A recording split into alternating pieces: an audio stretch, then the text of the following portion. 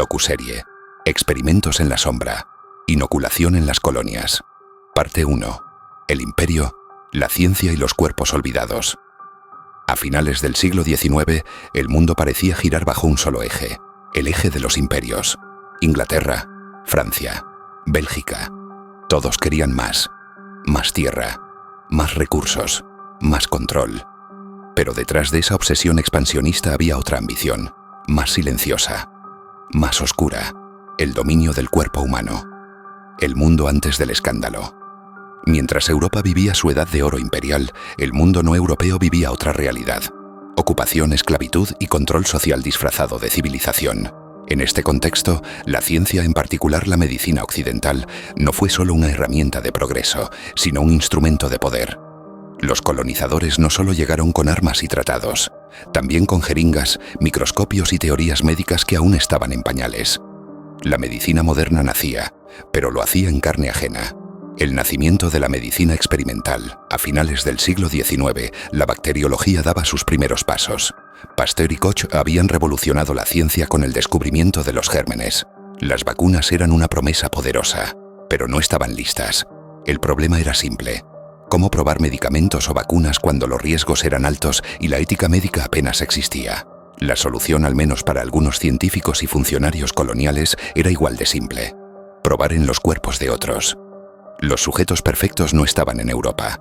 Estaban lejos, en tierras insalvajes, donde la vida humana tenía un valor desigual en los ojos del poder imperial. Un vacío de ética y soberanía. Hoy nos resulta imposible imaginar la medicina sin consentimiento informado, sin comités de ética, sin derechos del paciente. Pero en 1885, por ejemplo, el Código de Nuremberg ni siquiera existía. Las leyes que protegían a los ciudadanos europeos no se aplicaban en las colonias. Y la línea entre medicina y abuso era borrosa. Los gobiernos coloniales lo sabían, los institutos médicos lo sabían, y aún así decidieron avanzar.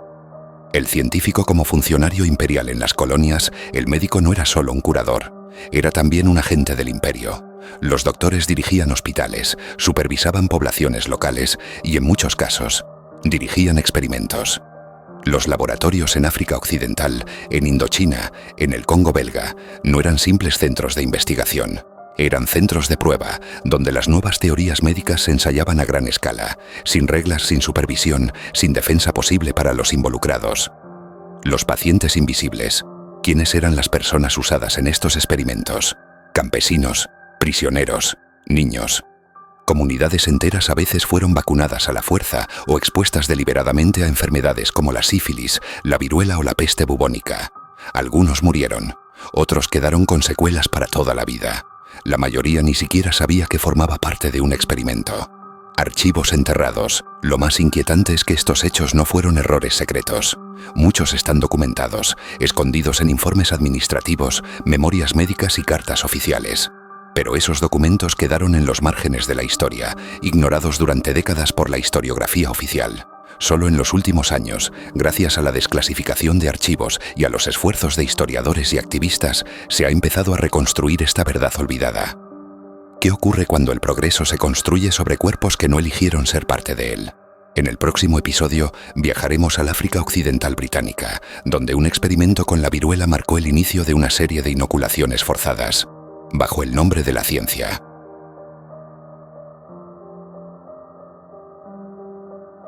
Episodio 2: Viruela y obediencia. África Occidental bajo la aguja del imperio. En el corazón del África Occidental, donde el sol abrasaba los caminos polvorientos y la autoridad británica se extendía más allá de los cañones, la viruela llegó como una promesa de erradicación. Pero para miles de africanos fue también el inicio de algo más: la sumisión médica. Viruela. ¿Una epidemia o una excusa? La viruela fue uno de los enemigos más temidos del siglo XIX. En Europa, la vacuna desarrollada por Edward Jenner ya era una práctica extendida, pero en las colonias se convirtió en una estrategia de dominio disfrazada de salud pública.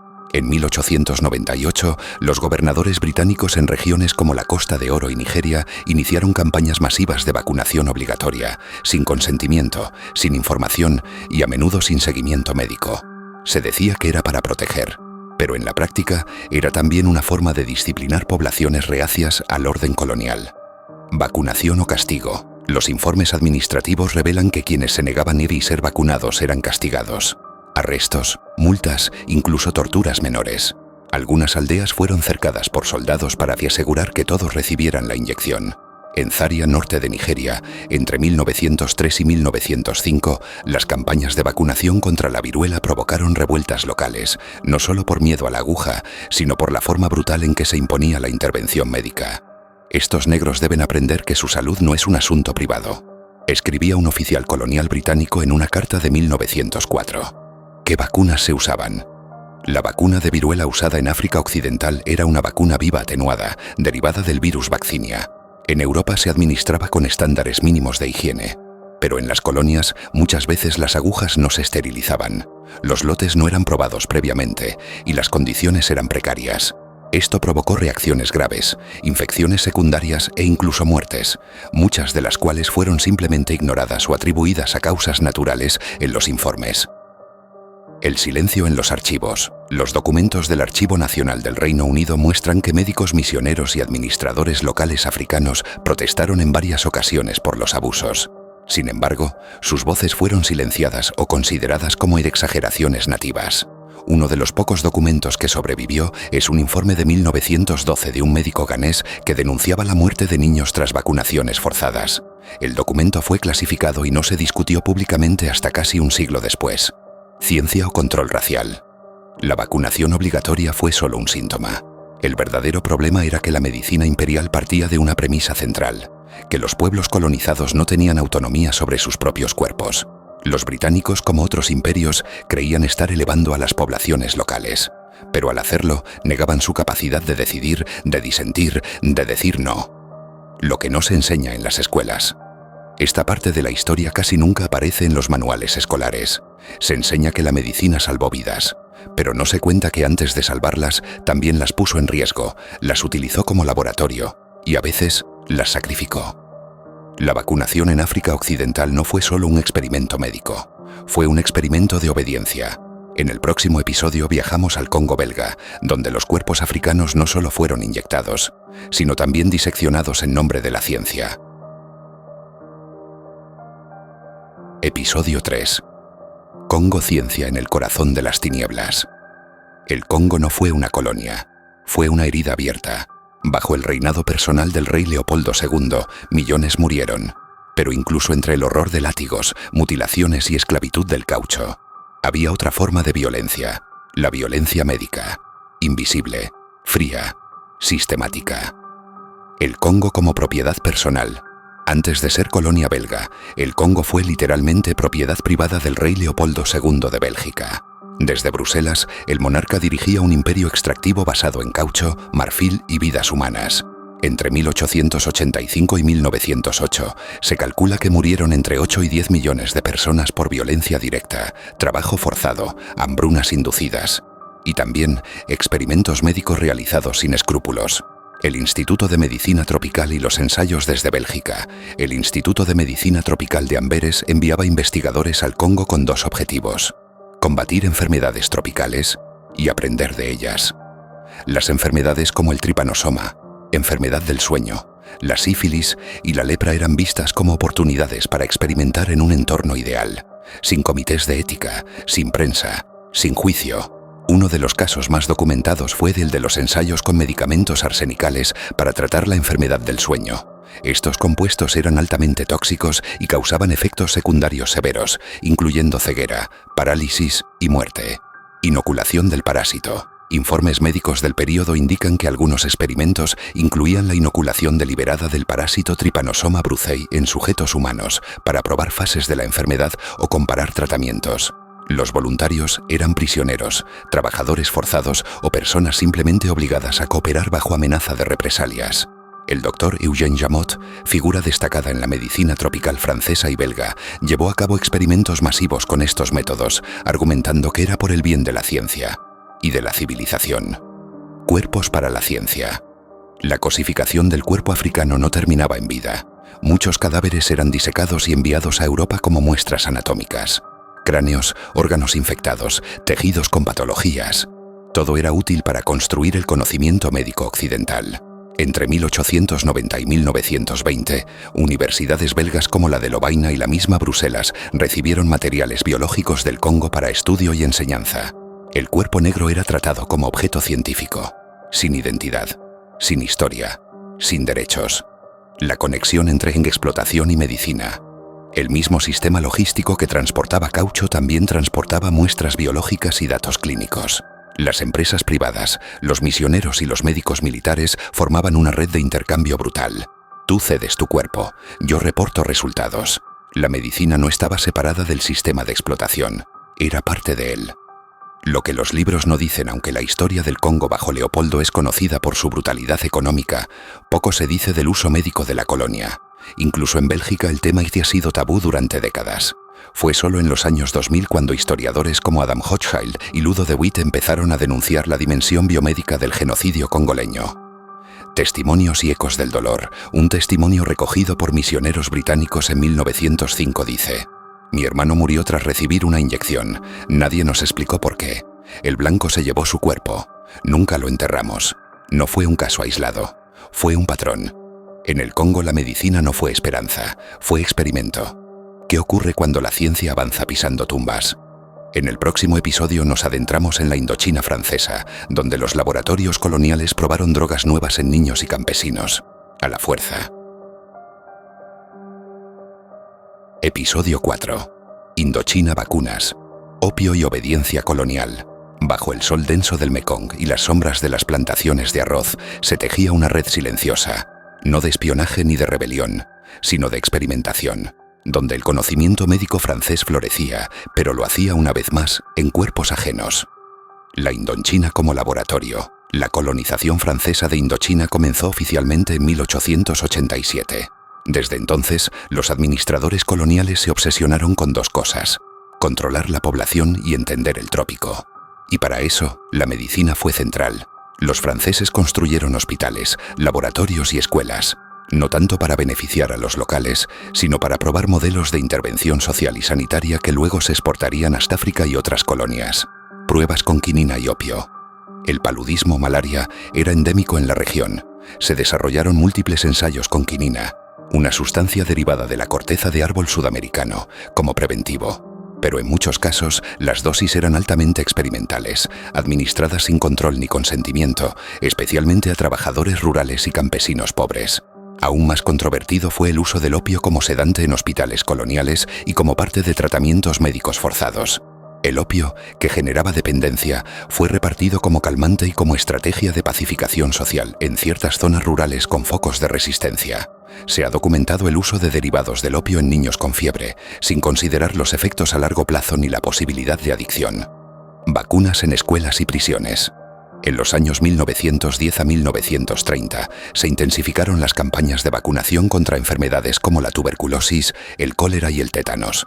Pero en muchos casos, las vacunas eran prototipos en desarrollo, enviados desde laboratorios franceses como el Institut Pasteur para su prueba inicial en la colonia. Las escuelas rurales fueron objetivos clave.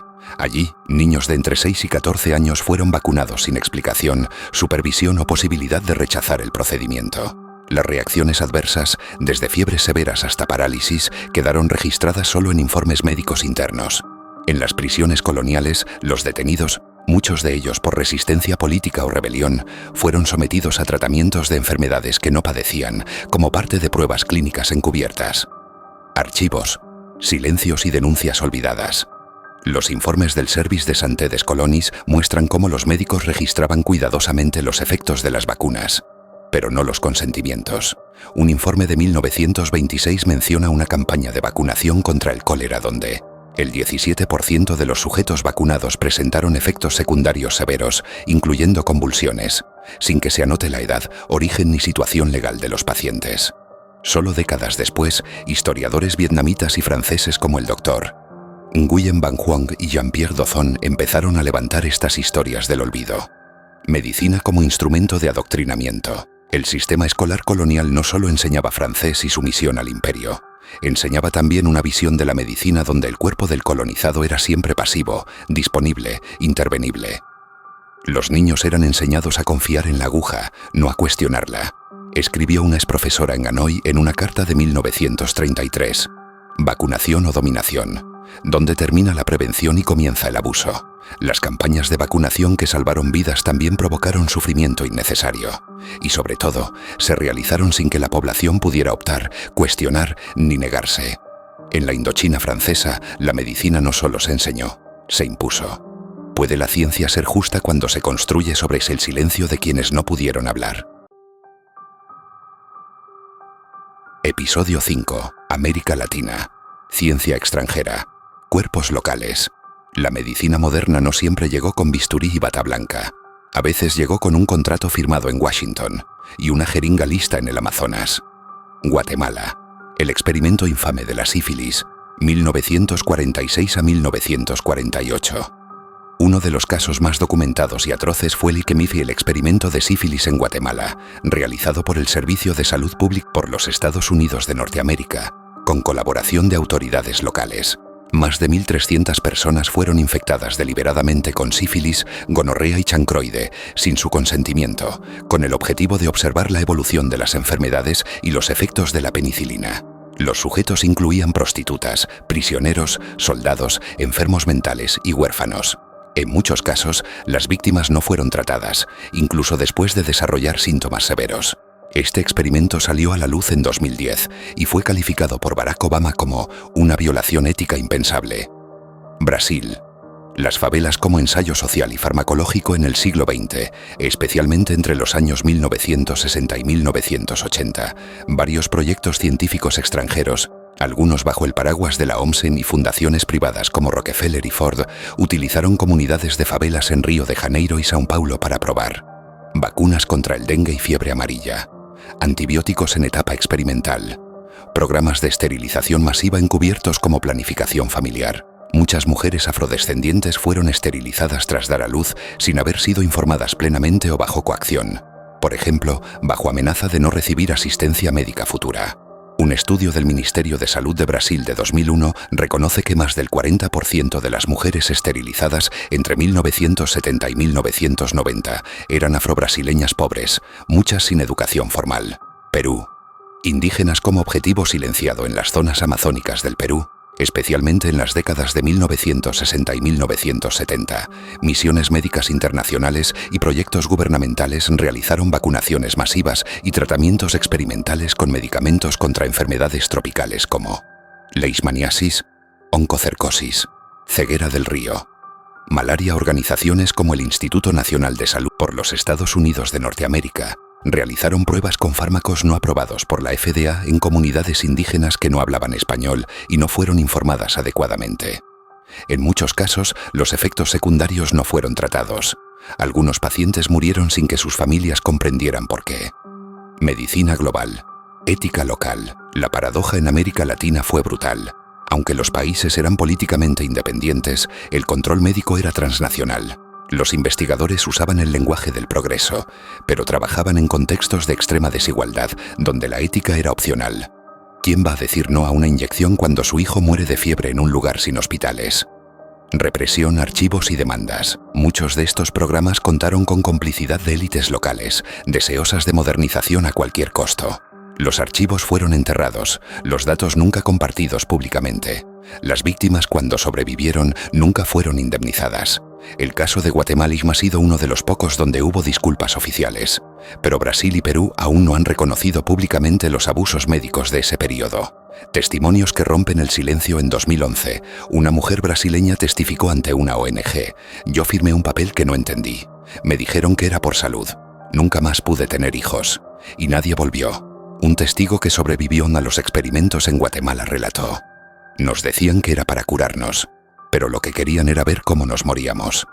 América Latina fue campo de pruebas, no por colonización directa, sino por desigualdad global. Y la medicina, en lugar de cerrar heridas, a veces las abrió. Todo eso ocurrió. Y lo más doloroso no es que haya ocurrido, es que durante mucho tiempo nadie lo quiso contar. Pero ahora lo sabemos, ahora lo contamos, y ahora es nuestra responsabilidad asegurarnos de que ninguna ciencia avance si al hacerlo aplasta lo más básico, la dignidad del ser humano.